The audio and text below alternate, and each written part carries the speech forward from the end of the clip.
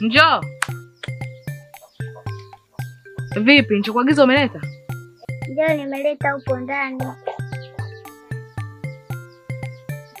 Na ile sufuria nani pale? Wakati narudi dukani nimekutana nayo njiani ndo nikachukua nikaja nayo huku. Mwanangu. Kwani unapenda kuchukua vitu vya watu lakini usiuizi huu. Kama mwenyewe atafuta sufuria yake huko. Unataka tuletee kesi za wizi. Mimi ndo nilipokufundisha hivyo.